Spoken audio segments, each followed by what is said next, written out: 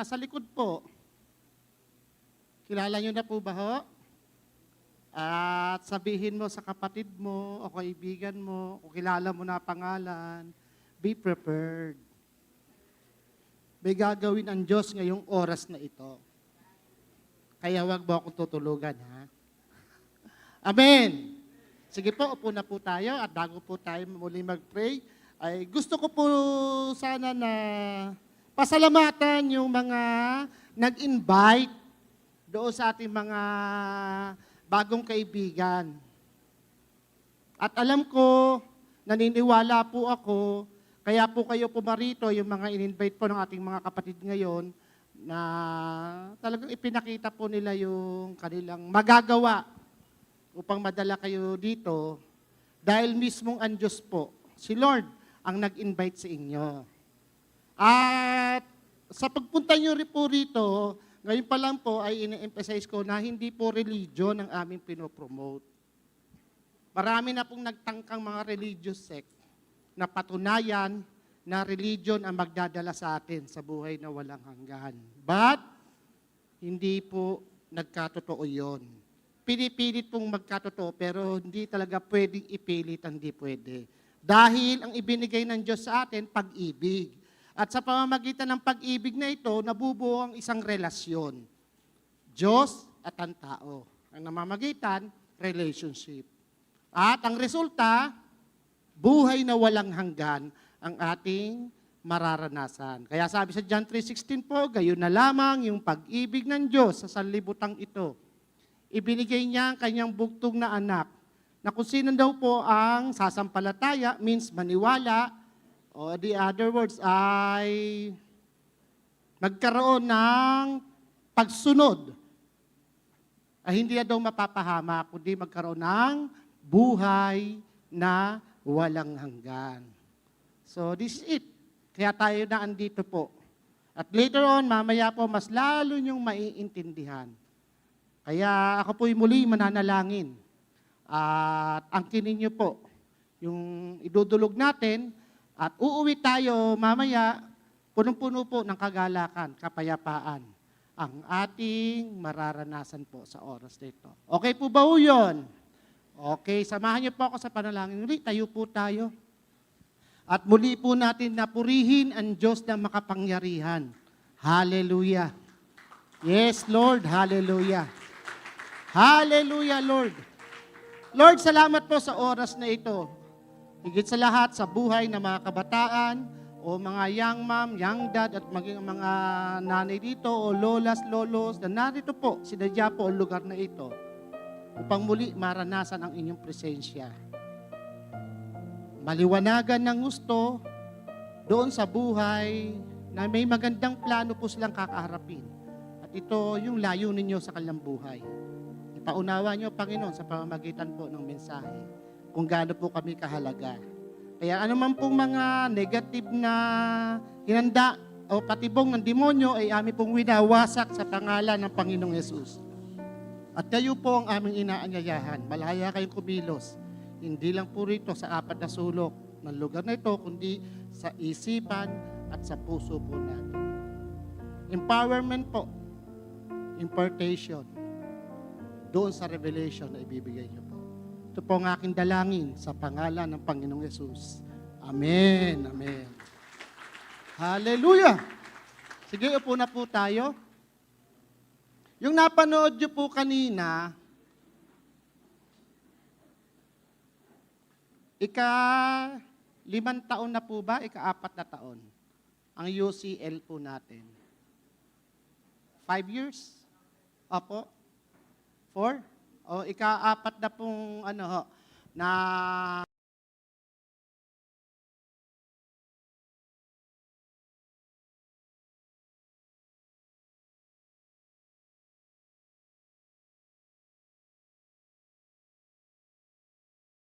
yung mga lingkod ng Diyos, yung mga follower ng Panginoong Yesus, pumupunta talaga sa ilang, umaakyat ng bundok, pumupunta sa lugar na hindi masyadong matao.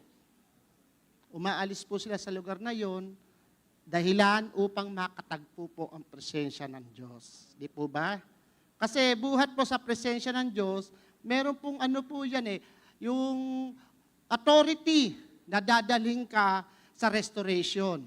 Authority na muling marerefresh yung pag-ibig mo sa Diyos.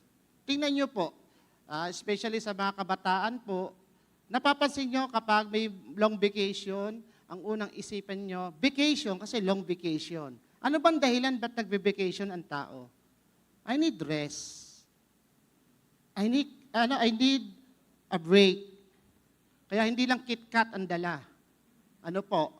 Dala-dala patungo saan? Doon sa lugar na tingin ninyo, ma-experience nyo yung quiet time, lalo na pag nature yung inyong sasadyain. From Laguna, pupunta kayo ng Pagudpud. From Laguna, sasakay yung eroplano, punta kayo sa ibang country. Di nyo na iniisip.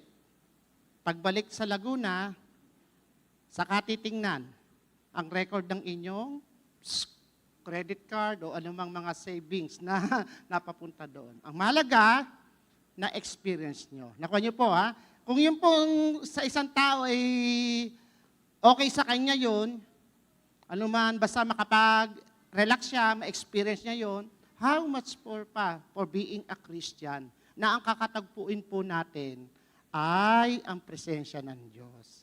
Di po ba? Ganang kabuti ang Diyos Every year may nade-develop po doon.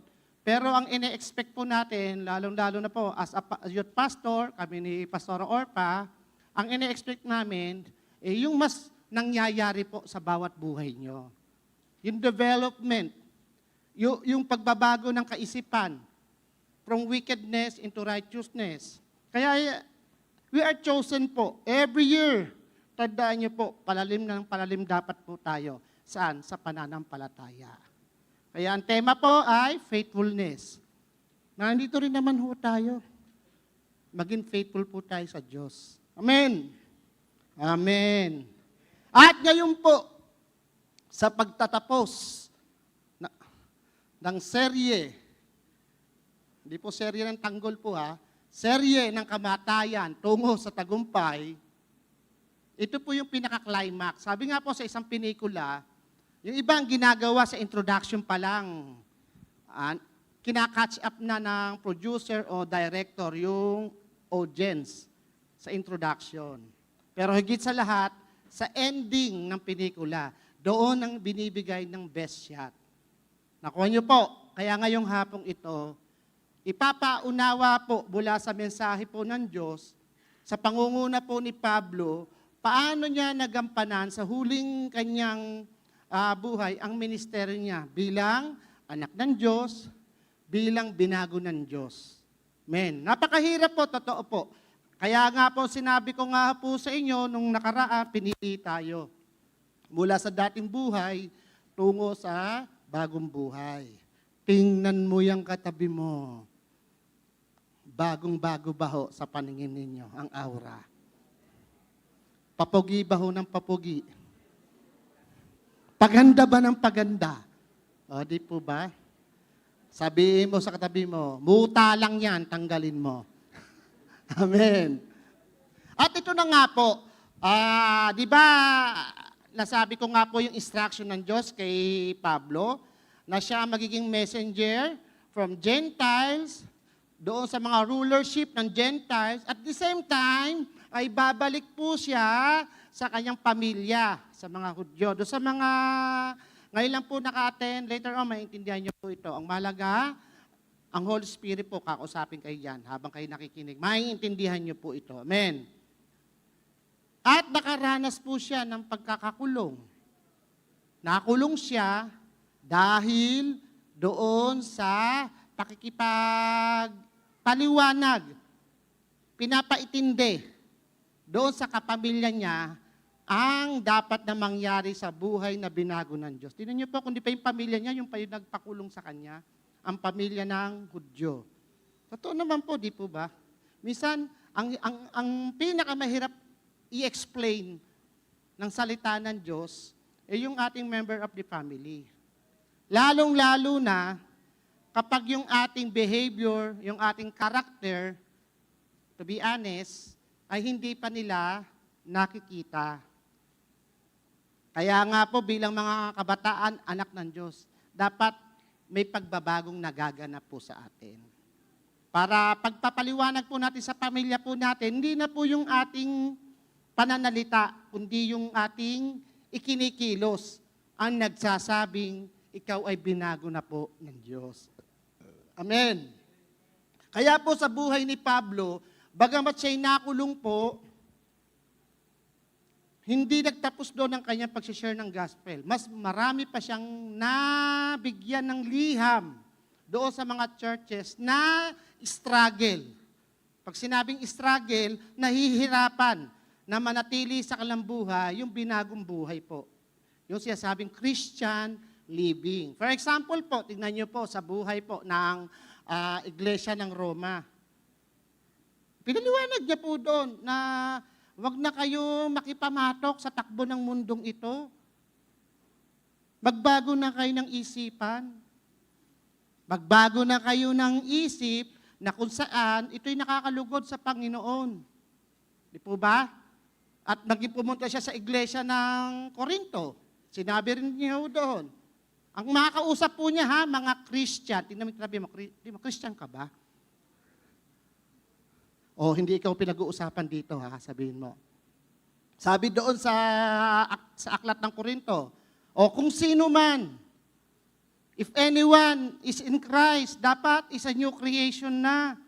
Yung old has gone, and the new things will come. New creation will come to our life. At yan dapat ang makita ng bawat tao, someone na nagmamanifest ang binagong buhay. In short, may nakikita pa ho na kaiglesia ng Corinto, kaiglesia ng Roman, mga taga-Roman, na nahihirapan na alisin ang lumang kaisipan tungo doon sa bagong kaisipan. Especially sa aklat po ng Pilipos, sa iglesia po ng Philippians, ganun din ang pangyayari po. Nakakulong po si Pablo. Pero meron siyang mensahero. At ito ay si Timoteo. Yan. Isang taga-Greek, Gentile, na nagpa-convert into Christian.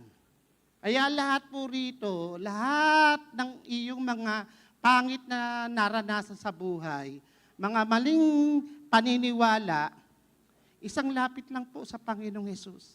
Pwedeng mabago ang buhay. Ang kailangan lang, no turning back. No turning back po. Kaya ang aklat po ng Pilipos ay isinulat po ni Pablo habang siya po ay nasa bilangguan. Ang mga taga-Pilipos, o sasabihin natin mga taga-LJCC, parang ganun po. Mga taga-Pilipos ay nananampalataya naman po. Pero nakakaranas pa rin ng impluensya ng relihiyong kaisipan. At ito ang Judaism. Ngayon, kino-compare niya yung bunga na may katwiran mula sa Diyos at bunga ng reliyon na namana po nila sa kalang kultura. Naintindihan niyo po, nakukuha po natin, kasi ang main agenda po natin dito, kung tatanungin po natin ang sarili natin, Kristiyano na ako. Bakit nagagawa ko pa yung mga bagay na hindi dapat gawin na bilang Kristiyano? Nahihirapan kong kontrolin ang sarili ko. Ang pinag-usapan na emotion doon sa someone na hindi naman karapat-dapat doon sa bago kong identity as a Christian. Kaya darating sa punto, kahit lalaki ka kapatid, ninenegotiable mo dahil lang sa physical na kagandahan ng isang babae. Pagdating ng gabi, pagdating ng umaga, akala mo babae, bading pala. Sino talo doon? Amen. Ngayon, sa isang babae naman, dahil lamang sa mga oras na lumilipas na kasama mo siya, ninenegotiable mo yung paninindigan mo na ikaw ay may purity heart at purity na dapat na ipreserba bilang dalaga, pero dahil sa hindi mapigil na damdamin, ninenegotiable po natin ang belief po natin as a Christian. Dahil our body is a temple of God. Nagagamit ito ng demonyo para tayo malayo sa relationship sa Diyos. Nakuha niyo po. Kaya ang huli po na mangyayari sa iyong isip at puso, rejection. At nagigilt ka at tuloy lumalayo ka na sa unang pag-ibig ng Diyos. Amen! Majority po kasi nandito ngayon ay Christians and followers po ng Panginoon at nasa process po ng discipleship. Kaya mga kapatid, para sa inyo po ito. At fasten your seatbelt. At tayo po ay papalaot na po. Amen. Maliwanag po ba ho? Kaya, doon pa lang sa Filipos chapter 3 to 7 to 14, mamaya babasahin ko po, ipapakita ko lang po yung background nito. Itinuturo po ni Pablo, nakakulong si Pablo po ha, na ang lahat ng dating pinagmamalaki ng isang tao, doon sa katayuan niya, before, doon sa race niya o lahi niya, at doon sa pagsunod niya sa dating kinagisnan, at ang best example po dito ay si Pablo. Di ba, inintroduce ko po sa inyo ang lifestyle ni Pablo, ni Saul before. Ay itinuring po niyang walang halaga kung i-compare po niya doon sa napakahalagang pagkakilala niya sa Panginoong Hesukristo. Tandaan niyo po ang Christmas, introduction lang po yan ng regalo po ng Diyos. Dahil ang mismong regalo ng Diyos po ay ating ma-enjoy, maibabali po natin kapag tiningnan po naman natin ang Holy Week. Alam niyo po ang Holy Week? Ang kamatayan nung ipinanganak nung Christmas. Kaya Christmas. At sa pamamagitan ng resurrection, nabuhay magbuli ang Panginoong Yesus, dahilan, bakit? Namatay po siya, pinatay po siya Dahilan, makasalanan po tayo At muli siyang nabuhay magmuli. 3 days ang nakalipas. In favor naman, maranasan po natin ang katubusan. Kaya wala pong isinilang sa mundong ito na mai-compare po natin sa nagawa ng Panginoong Yesus. Lahat ng bayani namamatay bago maging bida. Lahat ng mga religious group, leaders, lahat patay. Walang nabuhay magmuli. Ngayon, doon pa lang, mapag-uusapan natin, sino ba ang tunay na susundan mo? Yung nabuhay, isinilang, namatay. O yung isinilang, namatay, muling nabuhay. At muling paparito upang masumpungan po natin ang buhay na walang hanggan. Amen? Maliwanag po. Palakpakan natin ang Panginoon. Kaya, as a Christian, sabi ni Pablo that time, iaano po natin yung kanyang agenda, bakit gano'n yung kanyang liham sa aklat ng Pilipos. True wealth, o yung tunay na kayamanan at katwiran.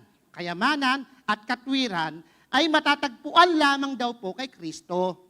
Kaya dapat talikuran na ang dati nating pinanghahawakang paniniwala, prinsipyo, o vices na nagdudulot ng kaliwanagan sa isipan upang magkaroon ng alignment ang ating buhay doon sa ibinibigay na instruction ng Diyos mula sa Bible. Kaya kapag ang Bible at ang cellphone, itabi mo, bukas ang Facebook, at andito ang Bible, ako po, naka-experience po noon. To be honest po sa inyo. Minsan nauuna ko po ang cellphone kasi ako po ay nag-e-enjoy kapag in-scroll ko. Unlike ang Bible, kapag binabasa ko sa sarili ko yung mga kahinaan ko. Pero, kung ito naman ay makakalaya at yung bagong buhay ay ma-enjoy ko, why not? Bakit pa ako pupunta sa pagudpud? Bakit pupunta pa ako sa ibang bansa para mahanap ko ang kapahingahan? Dahil mula sa Bible, andito ang tunay na kapahingahan. Ano sabi ng Panginoong Yesus, guys? Come to me. O, di po ba? Paanyaya. Saan? Doon sa mga napapagod. Talagang stressful po ang buhay natin ngayon, to be honest. O yan naman po, may digmaan na naman. tataas na naman ang bilihin because of crude oil. And then, alam nyo ba, kung titingnan yung history na po natin ng Second World War, habang ang USA ay nakikipagdigma sa Germany, sinamantala ng Japan. Kinanker po niya ang Southeast Asian nation. Di po natin alam. Sa sobrang busy na ngayon ng US, baka yung kinukulit ng mga taga-gobyerno, ang bansang China. Pero we pray. Pero as a Christian, tandaan niyo po, covered po tayo ng dugo ng Panginoong Yesus. Amen. No matter what po, be prepared po tayo. At yan naman po ay pangako ng Diyos po sa atin. Amen. Kaya, yung kaligtasan na patuloy natin pinapaliwanag, lalo na po sa mga first-timer po ngayon, yung salvation na sinasabi, ito'y biyaya po ng Diyos. Wala tayong pagod dito. Pero may isusulit tayo. Yung sinukong puso. Kaya ang grace from God po, sa pamamagitan naman ng pananampalataya, ma-achieve po natin yon. Matatanggap po natin. Hindi na natin kailangan ng mga santo-santo kung sino mang mga santita at santito na sasabihan mo. Kundi direct tayo sa presence of God. Yun po ang maganda. Bilang mga mananampalataya sa Panginoon. Bakit po ba nakulong muna si Pablo? Di pa po, I said before, pinagtanggol po niya ang salita ng Diyos doon sa mga maling aral na ayaw naman tanggapin ng mga saradong isipan dahil that time po noon, ang religion ay connected sa politics. Nakuha niyo po, until now naman ngayon eh. Until now po ngayon. Ganun pa rin ang ginagamit ng mga religious sect upang mag-gain po nila ang power, upang mag-gain po nila yung tinatawag na dominion. Pero mula sa salita ng Diyos, may kalayaan po tayo. Mula sa salita ng Diyos, nagkakaroon po tayo ng leadership ability upang i-mention, upang i-dominion po, i-influence doon sa mahal natin sa buhay. Ito ang tunay na buhay na ibinibigay ng Diyos. Kalayaan sa kasalanan. Amen. Kaya that time po, si Pablo, for the age of 52, 47, 52, nakakulong po siya. From Caesarea, nag-apela po siya kay Governor Felix. Hindi po si Kuya Felix. That time po, no, yung pinuno po sa Caesarea na siya ay bilang Romano. Dalhin po siya sa Roman, sa Italia upang doon po siya litisin. Ito po ay, tandaan niyo po lahat ng bagay po ay nagkakalakip-lakip in favor doon sa mga churches na andoon na namumblema sa dalawang Panginoon. Pag Sunday, si Lord ang Panginoong Yesus. Pero pagdating ng Monday to Saturday, si taning na ang namamayagpag sa kanyang buhay. Mahirap po yun. Mahirap mamuhay na dalawa ang Panginoon mo. Isa lang po yung iyong tatanggapin at isa ang itatakwil mo.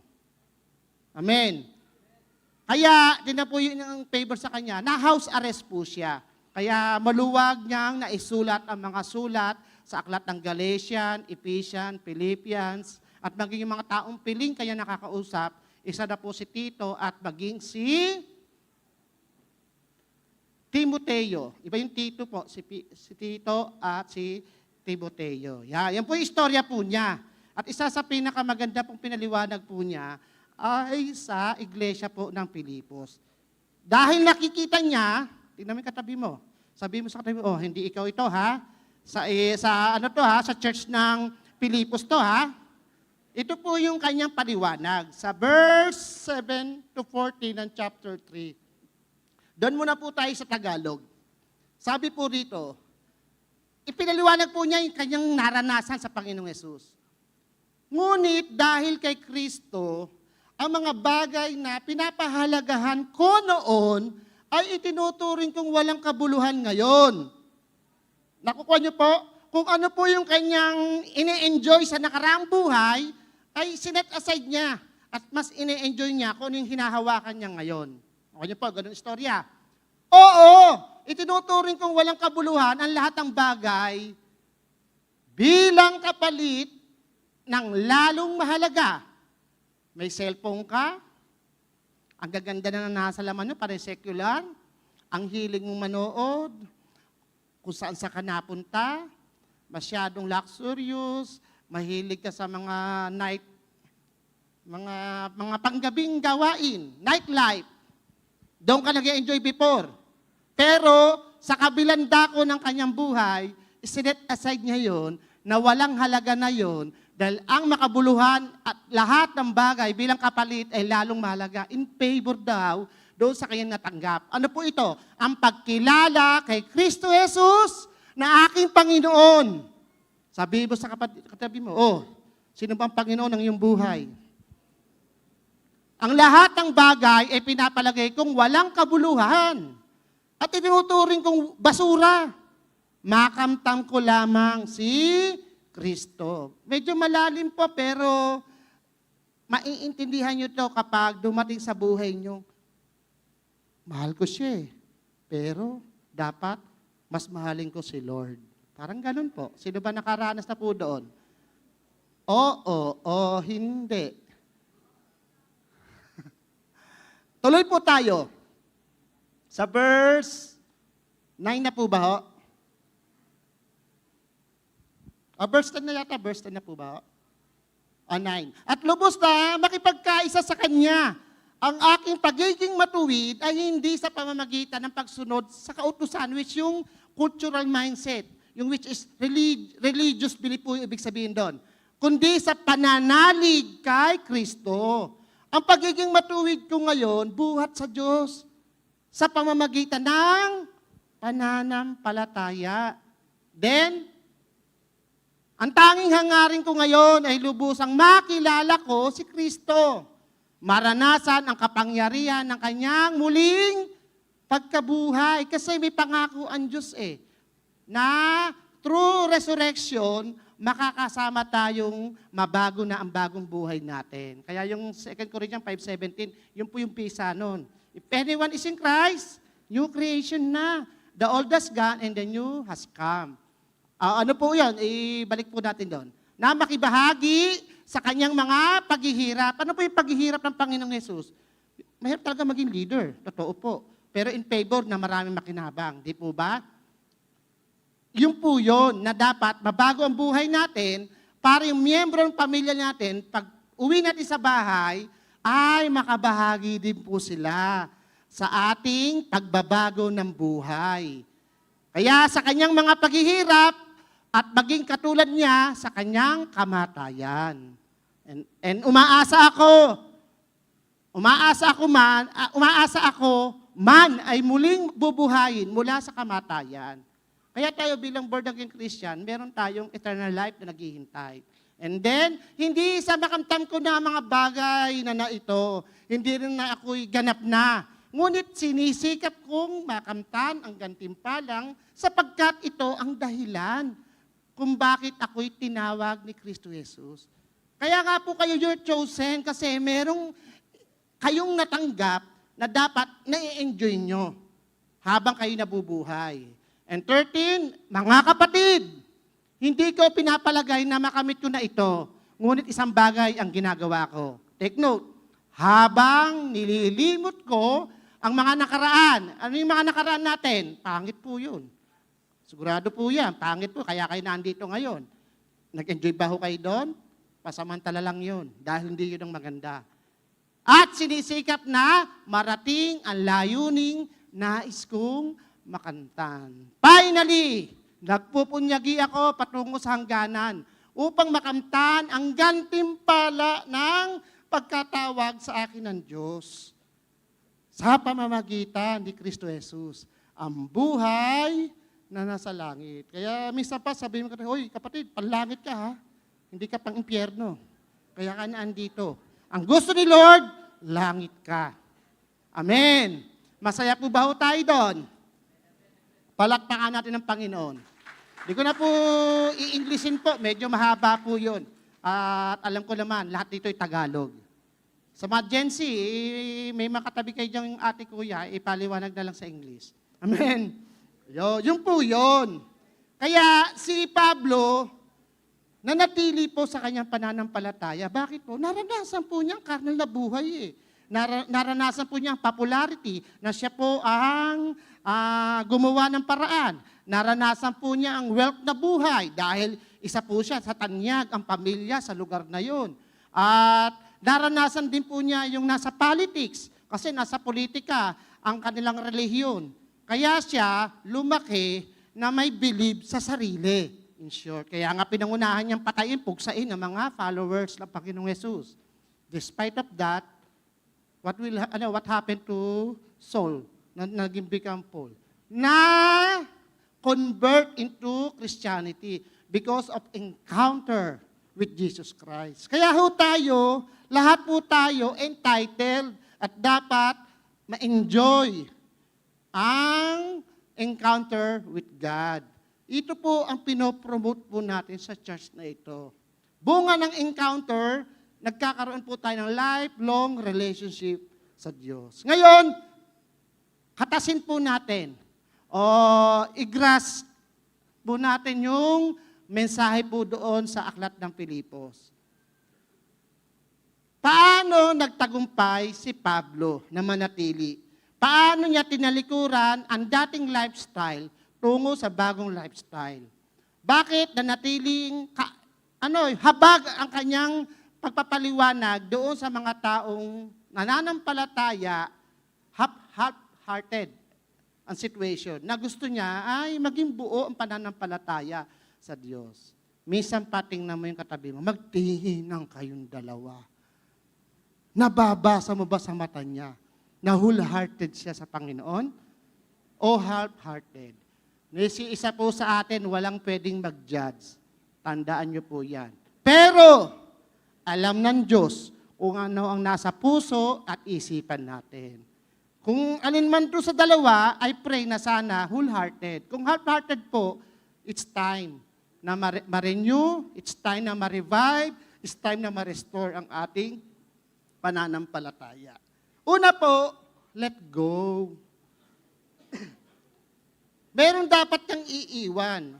Sa mga previous sermon ko po, sa previous na share ko sa inyo, yung mga meron pong backpack, belt bag, o yung mga may mga traveling bag po dyan, na hindi naman kailangan ng laman, inaalis nyo. Hindi nyo sinasama dahil ang kailangan nyo, yung dapat na madala nyo. Kaya i-let go nyo ang dapat i-let go. And then, piliin si Kristo. O, di po ba? O sa ngayon, buksan nyo yung mga bag nyo. Imposible na wala kang charger. Imposible na wala kang power bank. O, di ba? Kasi mawala na ang lahat, wag lang ang power ng iyong cellphone. O, di po ba? Kasi majority po lahat ng mga transaction na natin, nasa mga app na po ng cellphone, especially sa mga young professional. Higit sa lahat, ang buhay po natin belongs to the Lord. At sa pamamagitan ng Panginoong Yesus, yun ang binigay ng Diyos Ama upang makapanatilit po tayo sa Christian living. Kaya nga sinabi po ni Pablo, tingnan niyo po ha, himayin natin mga kapatid. Ngunit dahil kay Kristo, ang mga bagay na pinapahalagan ko noon, itinuturing kong walang kabuluhan ngayon. Dati bolero ako eh. Ngayon, hindi na. Hindi ko na binabali yung pagiging bolero ko. Ngayon, spokesperson na ako. Hindi ng someone. Kundi yung nasa itaas. At ang sineshare ko, paano ko pinanghawakan, nilakaran, yung binagong buhay. Ngayon, kung sino man, someone ang makikinig dito, dalangin ko na mabago din ang kanyang buhay. In Jesus' name. Ganun lang po. Kaya, yung pinapahalagang ko noon ay tinuturing kong walang kabuluhan ngayon. And then, sabi po sa 8, itinuturing kong walang kabuluhan ang lahat ng bagay bilang kapalit. Ano yung kapalit? Na lalong mahalaga. Ano yung pinakamahalaga sa lahat ng bagay, sa lahat ng ating nasa possession ngayon? Ang pagkakilala kay Kristo. Kaya narito tayo. We are the Christian living. Na si Jesus na ang aking Panginoon. Ang lahat ng bagay ay ipinapalagay kong walang kabuluhan at inuturing kong basura. makamtam ko lamang si Kristo. Sino po doon ng ganun katindi ang pananampalataya? Palakpakan natin ng malakas. At sabihin natin, Lord, salamat po sa faith na yon, sa buhay ng katabi mo. At wag na yung katabi mo, ikaw na mismo kapatid. Dapat ganun yung pananaw mo. Kaya si Pablo, yung mga dating gain niya, na itinuturing po niyang kawalan, alang-alang kay Kristo, ay kanya pong tinake away po. Kaya, hindi basta nga po yung mga achievements sa buhay. Ano nga po yun eh? Magagamit pa nga ho natin eh. Kung ito naman po ay align sa kalooban ng Diyos. Pero kapag iyon ang naging sentro nyo na po, tandaan nyo po may mawawala na po ang eternal perspective. Dahil ang katumbas ng achievement sa buhay, time. At ang pinakamahalaga sa buhay ng tao, time. At ang dapat na investment doon sa oras po nating temporal, na nauubos, eternal life. Dapat po. Iyan po'y maliwanag po. Lahat po tayo ay lilipas sa mundong ito. At lahat naman po tayo ay umaasam na yung eternity ay ating masumpungan. Eternity, saan po? Sa Panginoon. Hindi eternity doon sa demonyo, na pandedemonyo lagi sa buhay natin. Deceiver kasi ang demonyo eh. Kaya isinerto ng Panginoong Yesus isang pong parable. Rich fool. Parable of the rich fool. Na nakatuon lang po siya sa yaman. Nalibutan na meron po siyang final destination at ito ang langit. Ito'y mababasa niyo po sa aklat ng Luke chapter 12, verse 16 to 21. Summary po nito, yung mayamang lalaki po, nag-imbak siya. Maraming siyang naisip na magpapanatag sa kanyang buhay at ito yung material thing. Pero isa lang sinabi ng Diyos, hangal! O huwag mo sabihin sa katabi mo, ha? Hangal! Ngayong gabi, kukunin na ang buhay mo. Sino ba ho ang makakapagsabi, bukas gising tayo? Sino ba ho ang makakapagsabi na ang enjoyment, bukas may enjoy ko? Di po natin alam. Bilang kabataan, lalo na po sa panahon natin ngayon, talaga namang ang demonyo lalong nagpupursige upang tayo ay malayo sa kalooban ng Diyos. Bakit po? Dahil pabata ang lifespan ng buhay ng sangkatauhan. Ang dinadala ng demonyo po rito, sabi sa 10:10, to steal, to kill, to destroy.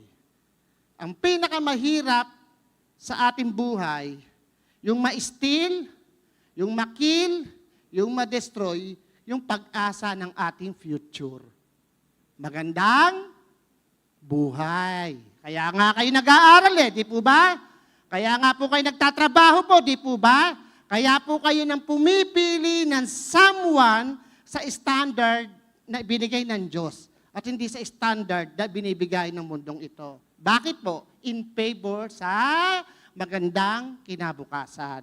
Kaya ang Diyos, una pa sa lahat, ang ibinibigay kagad sa isang taong katulad ni Clyde, isang bago nating kaibigan, sabi ni Lord sa panahon po ni Jeremiah, "For I know the plans for you, declares the Lord, not to harm you, to prosper you, to bless you, to give you hope, and a better future." Ito naman talaga ang gusto po ng tao.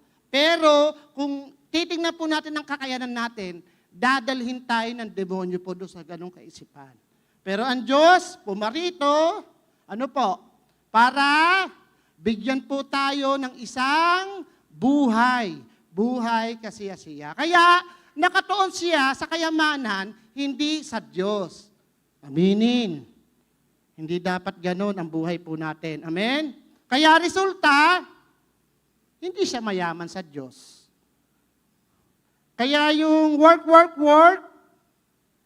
save, travel, okay naman po yun eh. Pero, higit sa lahat, ang isave mo sa buhay mo, yung eternal security. Amen. Palakpakan natin ang Panginoon ho. Ano po pinakamahalagang aral po? Kaya kung bakit nabanggit po yung kwentong yon? Ang material na sentro Sa buhay daw ng isang tao, minsan nakakabulag kapag hindi eternal ang pinag-usapan. Pero kapag eternal ang pinag-usapan, at ikay porsigido po doon sa tinutunguhan mo, magiging faithful servant ka Pahahalagahan mo yun, no matter what. Kahit pinakamamahal mong asawa, kaibigan, magulang, non-negotiable mo yon in favor na makapanatili ka sa takbuhin ng pananampalataya. Ano po sinabi sa Marcos? Sapagkat ano ba ang mapapala ng isang tao? Makamtan man niya ang buong daigdig, ngunit mapapahamak naman ang kanyang sarili. Ewan ko lang, sino po nakapakinig ng isang interview kay Elon Musk? Dahil ang latest ng kanyang development sa kanyang project ng SpaceX, kaya na lumipad yung rocket at kaya na rin kusang maglalanding ang position naka-vertical. Pero may nagtanong po sa kanya sino ba si Kristo sa kanyang buhay? Bigla siyang napatahimik at bigla siyang napayuko. Alam din po niya sa sarili niya, ano man ang maging niya sa mundong ito, iiwan niya. At isa lang kanyang madadala. Kung paano niya pananampalatayanan yung katanungang, kilala mo ba ang Panginoong Yesus? Dahil kung kilala po natin ang Panginoong Yesus sa buhay po natin, yun po ang ating susundan. Yun po ang ating ipamumuhay. Again, pinapaliwanag ko po sa inyo. Parang ganito lang po yan Sino ba rito nagtatago ng special things sa'yo? Yung lumang coins. Yung mga nagko-collectibles po dito. Ako po dati meron po akong isang coins na luma. Tinatago-tago ko po yun. At kung meron po tayo dyan, tapos kukunin ng someone, at ipapalit sa'yo yung ginto, ibibigay mo pa kaya? Parang ganito. Kung may special someone sa tabi mo, yung oras na gugugulin mo sa kanya, hinihingi ni Lord para sa cell group mo. Yan. Isang desisyon ang bibitawan mo. Kanino mo ibibigay?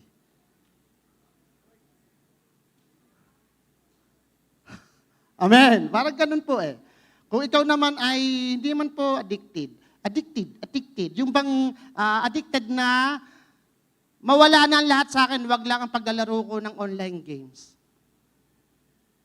Pero, sinabi ni Lord, bitawan mo na yan at may new things akong ibibigay sa'yo to lead the cell group, to join the cell group. Ano kaya pipiliin po natin?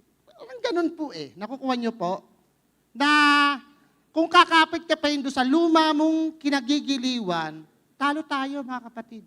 Yan ang dahilan kung bakit nakakulong tayo sa nakaraan. Pero kapag kumapit po tayo doon sa ibinibigay ng Diyos po sa atin, yun po ay hindi temporary lamang. Kundi ito po ay pang-eternal gain.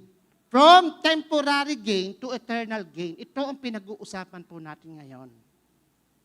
Hindi po pwedeng pagsamahin po ito habang po tayo nag-journey po sa bagong buhay po natin. Yung dati mong nakagisnan, yung dati mong kinagaliwan, yung dati mong asal in favor do sa bagong asal na dapat, bagong norms na dapat po nating nilalakaran as a Christian living. Mahirap po, totoo. Pero kung isang step at a time ang gagawin po natin, walang mahirap po sa Diyos. Amen. Kaya hindi lahat ng gain ay tunay na gain kung wala ang Panginoon. Kapatid, mananawa ka rin dyan. Hahanapan mo yung bagay na yan. At kung sino man siya, hahanapan mo siya. Kapag hindi mo nakita sa Kanya, yung unang nakita mo sa Kanya, asahan mo, ipagpapalit mo siya sa bagong nakita mo uli. At sasabihin sa iyong, salawahan ang iyong puso. Oh. Diba? Especially guys, mga kabataan lalaki, hindi po yun ang buhay natin. Kaya nga po, ang first love dapat natin Sino po? Ang Panginoong Yesus. Dahil siya po ang magko-contain ng satisfaction na ating hinahanap sa buhay. Kaya pag dumating na yung someone na yun, naniniwala ka na yun ang nararapat na ibinigay ng Diyos. Bakit? Yung standard mo doon sa Bible na ibinibigay dito, I assure you, kapatid, masarap mamuhay sa piling niya. Pero yung standard ng mundo, ang nakikita mo sa kanya, kapatid, naku, ang sakit sa ulo. Wala ka nang magagawa. Dahil ang relationship nyo ay hanggang kamatayan na. Kaya isip-isip po tayo hanggang may panahon pa ho. I-assess nyo po kung sino yung mga yan nasa tabi ninyo. At kung ikaw estudyante, mangarap ka makagraduate muna. Bago ka mangarap na may makarelasyon ka. Dahil ang Diyos, gusto niya, siya muna makarelasyon. Para yung fulfillment mo habang nag-aaral, na-enjoy mo ang relationship with God. Not someone. Amen? Relationship, as a friend, okay po yun. Pero, pag lumalim ka na doon, hindi sa right time, kapatid, sayang po ang pinapangarap mo at ang pinapangarap ng magulang mo. At ganoon din sa mga working, nagpapakahirap ka, hinihintay mo ang 15:30, tapos ililibre mo lang siya, isang tambay, dahil pogi, dahil cute, pinaghirapan mo, ipinandate mo sa kanya. Kapatid, kahangalan yun, sabi doon sa Bible. Pero kapag Christian, iba yun. Ang laging iniisip nun, investment para sa buhay na walang hanggan. Dadalhin ka nun. Saan? Sa pang-eternal, hindi pang-carnal. Amen. Pangalawa, kay bilis ng oras. Kung meron po tayo i-let go, siyempre, empty ang heart natin, empty ang mind natin, ngayon, may papasok dito, si Emmanuel, ang Panginoong Jesus, sumasa atin. No! Intindihin mo, ano yung nasa iyo ngayon. Unawain mo, ano na ang meron sa iyo ngayon. Kaya hindi lang galaw as a Christian. Dapat may lalim. Kapatid, sabihin mo, dapat kapatid, may lalim ka. Hindi lang galaw Christian, kundi lumalalim sa pananampalataya. Kahit wala sila, ikaw at ang Panginoong Yesus, asahan mo kapatid, titibay ka. Amen. Ang isang matibay na puno, ang isang matibay na bahay, ang isang matibay na structure, nalalaman mo lamang yan eh. Pag may matinding bagyong dadaan sa kanyang kinatatayuan. Kaya mga kaibigan, relatives and friends, kasangkapan ng Diyos yun. Pero higit sa lahat, ang dapat mong kapitan, founded ka, saan po? Sa salita ng Diyos. At maging sentro ang Panginoong Yesus sa buhay mo. Kaya nga, Jesus Christ is the center of our heart. Amen. Bakit po sabi sa verse 10? Ang tanging hangarin ko, sabi ni Pablo, ngayon ay lubusang makilala ko si Kristo. Bakit po? Maranasan ang kapangyarihan ng kanyang muling pagkabuhay. Kasi ang muling pagkabuhay, ang resurrection, ang bunga po nito ay binagong buhay. Kaya tayo, alam nating mali, at mali ito, at di natin gagawin dahil mali ito. Nakuha niyo po. Kaya minsan, kapag hindi natin in-emphasize yung paliwanag ni Pablo, yung mali, ginagawa mong tama kasi nag-e-enjoy ka. Ikaw lang yun. Pagdating sa dulo, kapatid, naku po, sakit ang mangyayari sa kinabukasan. Si Lord ang gusto niya pang-eternal eh. Ipipilit ba natin yung mga bagay na ma-enjoy tayo para lang sa temporary life? Isipin po natin yun. Kaya as a Christian, hindi po ito Christian-Christianan lang. Habang buhay ang pinag-uusapan na ma-maintain po natin.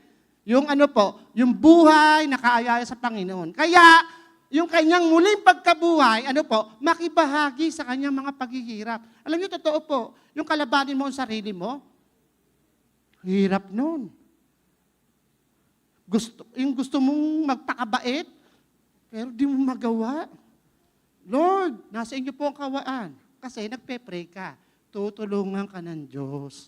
Amen. At maging katulad niya sa kanyang kamatayan. Pag sinabing kamatayan, pinatay mo na ang dati mong buhay. Ang mga vices mo. Kapatid, kung bakla ka, lalaki ka ngayon. Kung tomboy ka, babae ka ngayon. Dahil iyan ang ibinigay ng Diyos. Kaya tayo, welcome po natin ang mga bakla at tomboy dito. Kinakaawaan nga po natin sila eh.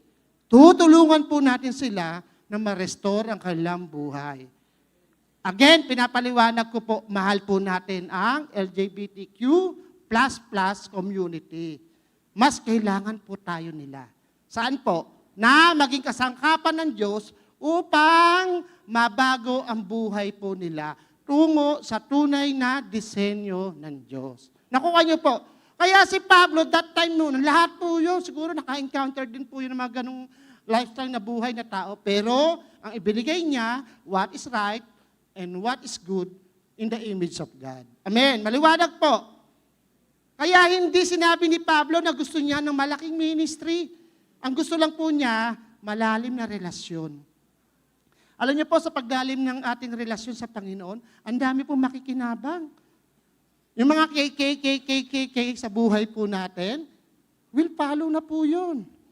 Kapamilya, kapatid, kamag-anak, kapitbahay, katrabaho, kaklase, at maging kaaway. Dating kaaway na magiging kaibigan at kapatid. Amen.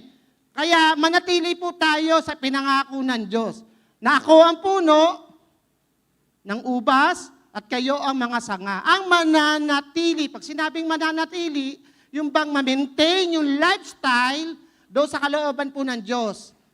At ako sa Kanya ay siyang magbubunga ng sagana. Ano po yung sagana? Yung testimony. Yung personal testimony, paano sinaayos ng Diyos ang buhay mo. Sapagkat wala kayong magagawa kung kayo'y hiwalay sa akin. Amen. Totoo po, napakahirap na mawalay sa Panginoon. Kasi ang bawat decision mo ay magdedepende sa emotion mo. Pero kung tayo natiling nakakapit sa Diyos, ang decision mo ay depende doon sa devotion mo, doon sa meditation, mula sa salita ng Diyos. I-take away niyo po yan. I-take note niyo po yan. Huwag niyo i-take away. Take note po, ha? Amen. Kaya isipin mo, sample ho, kahit anong high-tech po ng cellphone natin, yan. Kompletong apps. Ang ganda ng design. Ang problema, hindi naman nakakonect sa Wi-Fi. Hindi naman nakakonect sa data. Walang internet. Aanin mo ang ganda ng cellphone mo kung di mo magamit ang mga app nito. Dahil isa sa pinakamahalaga ang hindi mo maranasan. Connection. Nakuha po natin? Kung gusto mo makipag-connect sa someone, mas higit sa lahat, makipag-connect ka doon sa nag-design sa someone. At isa ka doon sa someone na dinesign ng Diyos. At through connection, na-enjoy mo yung application na in-stored ng Diyos sa buhay po natin. Kaya as a Christian, lalabas po yung talent mo. Akala ko dati, talent ko po, magaling kumanta pero hindi pala. Akala ko lang yun. Pero meron po akong na-discover sa sarili ko na talent na nagagamit ko po ngayon. Dati, madaldal lang ako Pero ngayon, dahil sa kadaldalan ko, nagagamit ko pong ikwento si Lord. Amen. Nakukuha niyo po. Lahat po tayo, unique po sa bawat isa ho. Ang mahalaga lang, right connection ang ating pong laging kakaptured sa buhay. Sa umpisa, pwede kang maging spiritually active. Totoo po yun. Okay ka lang? Ay, okay lang ako kasi nag-church ako. Pero deep inside, disconnected ka sa relationship sa Diyos. Bakit po? Pangit po maging judgmental, pero walang lihim na hindi nabubunyag.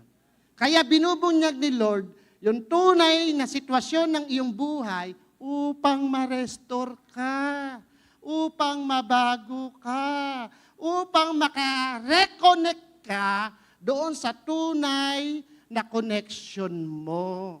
Amen. Ginagamit lang yan si cell leader.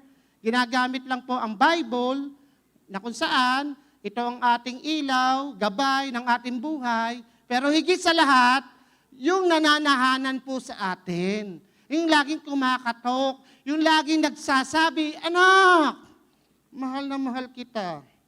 Huwag mong tingnan ang dating buhay. Ang tingnan mo, yung magagawa ko sa'yo sa bukas naghihintay. Ano sabi kay Joshua?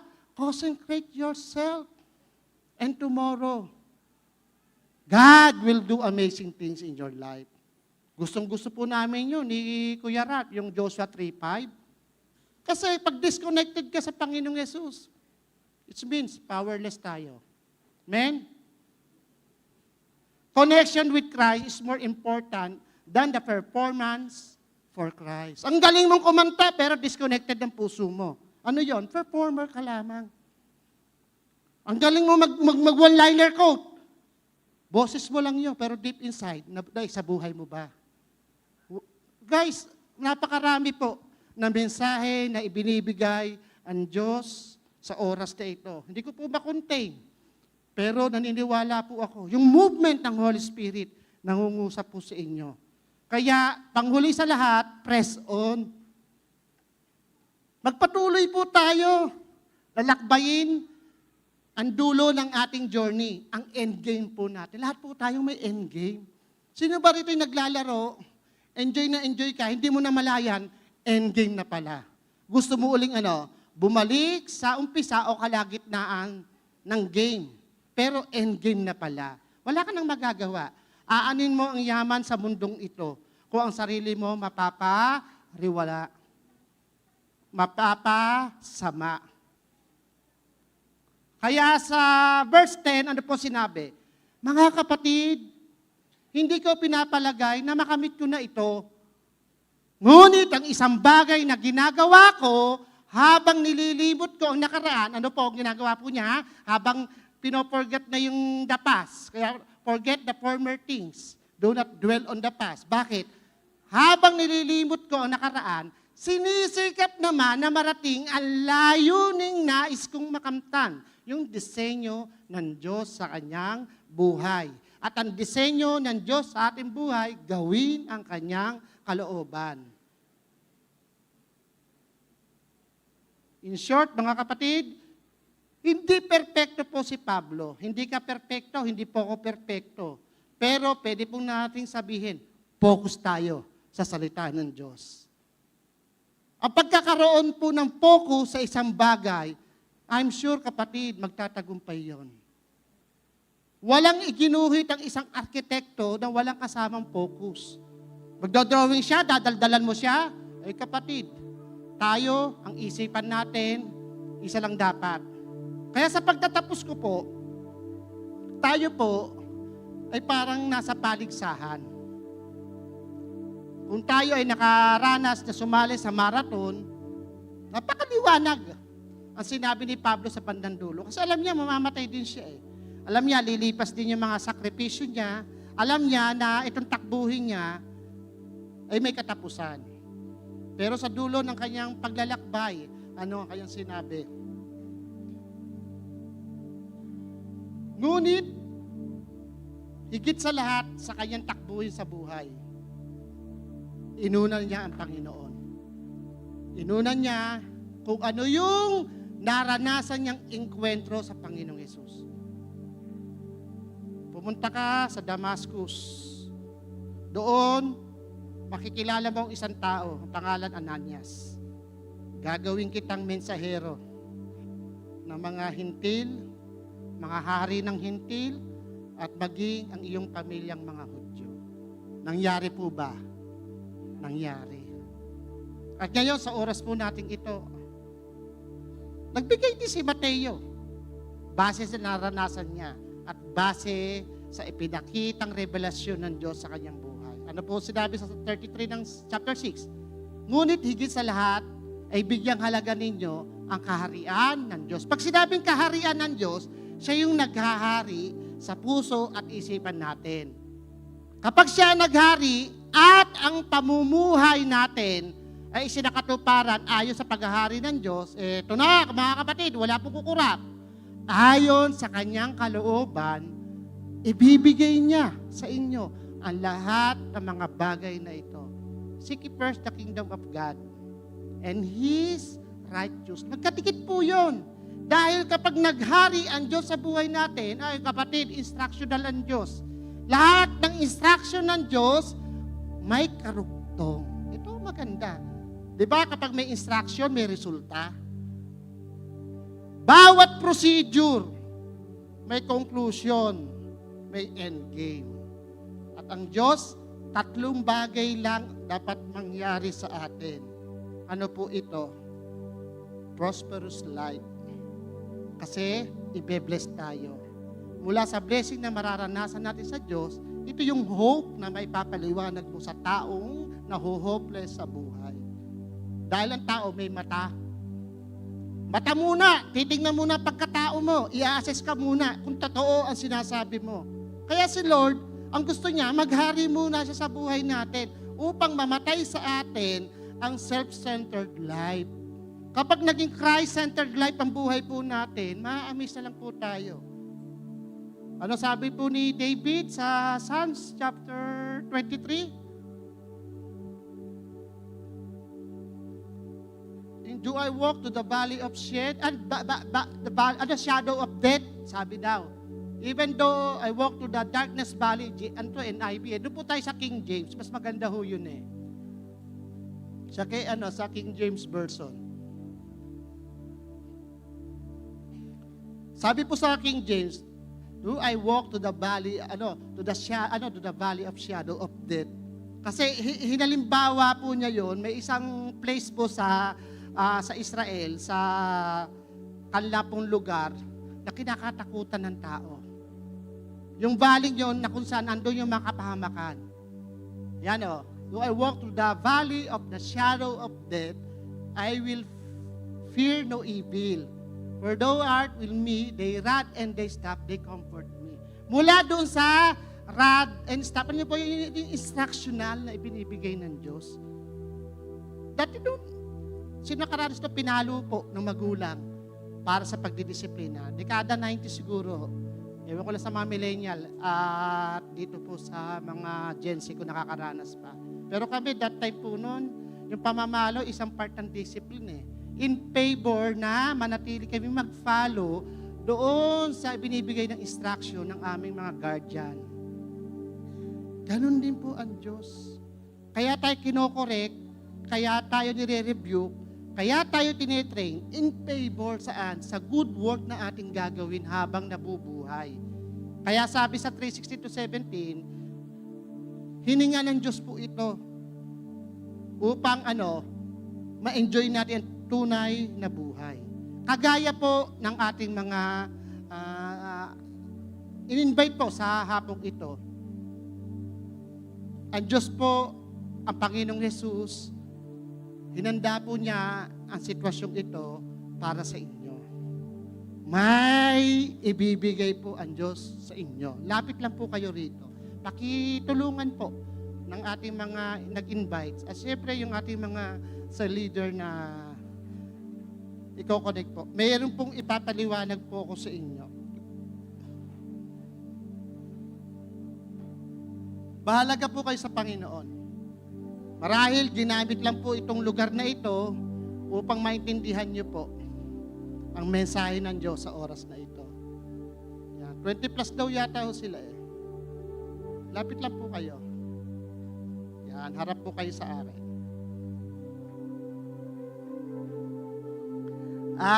Doon tayo sa summary. Doon sa 1, 2, 3 pinakita kanina. Kung isasum up niyo po yung mensahe ko, guys, ang una kong pinaliwanag, may bibitawan daw tayo.